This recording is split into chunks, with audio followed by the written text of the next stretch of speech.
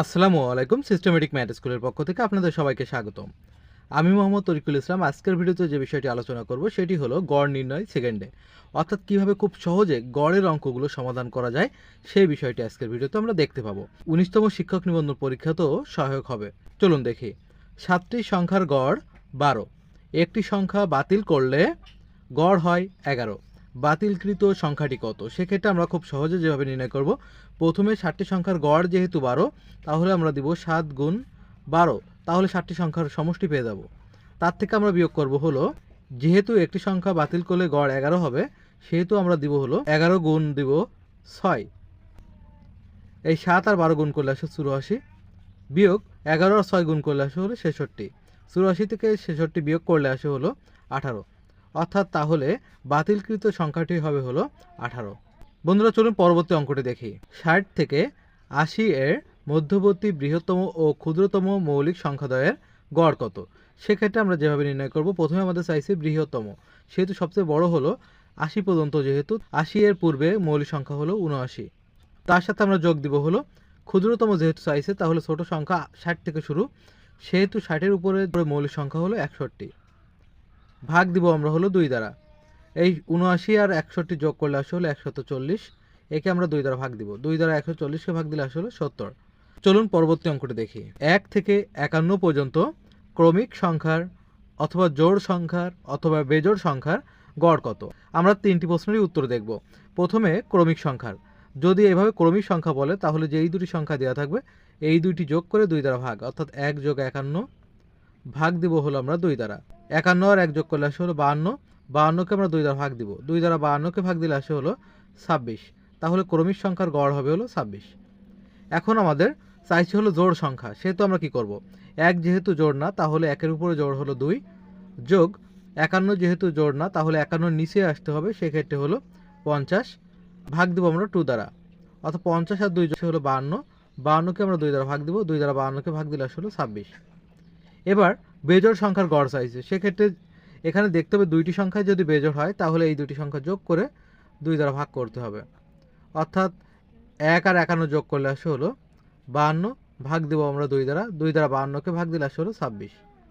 10টি সংখ্যার যোগফল 380, এদের প্রথম 4টির গড় 50 এবং শেষ 5টির গড় হলো 32। পঞ্চম সংখ্যাটি কত? সেক্ষেত্রে আমরা যেভাবে নির্ণয় করব, প্রথমে আমাদের মনে রাখতে হবে যেহেতু 10টি সংখ্যার যোগফল দেওয়া আছে, এই যোগফলটিকে আমরা প্রথমে দিব। তার থেকে আমরা বিয়োগ করব হলো 4টি সংখ্যার গড় দেওয়া আছে 50, সেক্ষেত্রে সমষ্টি নির্ণয় করার সময় 50 গুণ দিতে হবে 4, বিয়োগ 5টি সংখ্যার গড় দেওয়া আছে 32, সেহেতু 32 গুণ হলো 5, তাহলে সমষ্টি পাবো 380, বিয়োগ 50 আর 4 গুণ করলে আসে হলো 200, বিয়োগ 32 আর 5 গুণ করলে আসে হলো 160। এবার 380 থেকে 200 যদি বিয়োগ করি তাহলে থাকে 180, 180 থেকে 160 বিয়োগ করলে থাকে হলো 20, অর্থাৎ পঞ্চম সংখ্যাটি হবে হলো 20। বন্ধুরা চলুন পরবর্তী অঙ্কটি দেখি। পিতা মাতা ও পুত্রের বয়সের গড় 37 বছর, আবার পিতা ও পুত্রের গড় বয়স 35 বছর। মাতার বয়স কত? সেক্ষেত্রে আমরা যেভাবে নির্ণয় করব, যেহেতু পিতা মাতা ও সন্তানের গড় বয়স 37, সেহেতু আমরা 37-এর সাথে গুণ দিব হলো 3 দ্বারা। তার থেকে আমরা বিয়োগ দিব হলো পিতা ও পুত্রের গড় বয়স 35, সেহেতু আমরা 35-এর সাথে গুণ দিব হলো 2 দ্বারা, তাহলে সমষ্টি পাবো 37 গুণ 3 হবে হলো 111, বিয়োগ 35 গুণ 2 আসবে হলো 70। 111 থেকে 70 বিয়োগ করলে থাকে হলো 41, তাহলে মাতার বয়স হলো 41 বছর। 6, 8, 10 এর গাণিতিক গড় 7, 9 এবং কোন সংখ্যার গাণিতিক গড়ের সমান হবে? সেক্ষেত্রে আমরা মান দুইটিকে আগে দিব। যেহেতু এখানে সংখ্যাটি দেওয়া নেই চাইছে, সেহেতু আমরা এখানে ক ধরবো, সমান আমরা সমানের ডান দিকে এই মানগুলো যোগ করবো, অর্থাৎ 6 যোগ 8 যোগ হলো 10। এখানে 7 আর এই 9 যোগ করলে আসে হলো 16 যোগ ক সমান, এখানে 6 আর 8 যোগ করলে 14, 14 আর 10 যোগ করলে 24। ক এর মান নির্ণয় করার সময় মনে রাখতে হবে এই 24 এর সাথে যেহেতু এই 16 যোগ আকারে ছিল, সেটি সমানের ডান দিকে গেলে হবে বিয়োগ আকারে, অতএব ক এর মান হবে হলো 24 থেকে 16 বিয়োগ করলে থাকে 8। বন্ধুরা চলুন পরবর্তী অঙ্কটি দেখি, এবং এই অঙ্কটি এই অধ্যায়ের সর্বশেষ অঙ্ক এবং খুবই গুরুত্বপূর্ণ একটি অঙ্ক।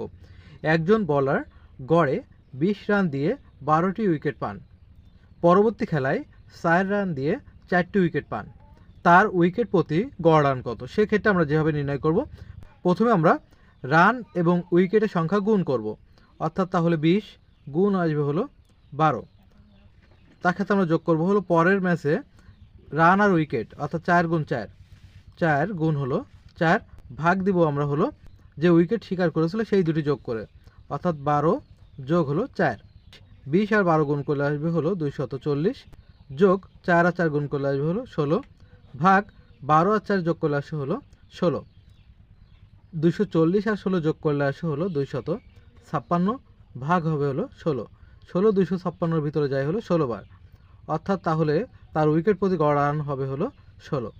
ধন্যবাদ বন্ধুরা আমাদের এই ভিডিওটি দেখার জন্য। যদি ভিডিওটি ভালো লাগে লাইক কমেন্ট শেয়ার করতে ভুলবেন না। আর যারা নতুন আছেন ভিডিওটি দেখছেন, গণিতের এমন আরও অনেক টেকনিক জানতে আমাদের আইডিটি ফলো দিয়ে রাখবেন, এবং যারা ইউটিউব চ্যানেল থেকে আমাদের ভিডিওটি দেখছেন তারা আমাদের ইউটিউব চ্যানেলটিকে সাবস্ক্রাইব করবেন।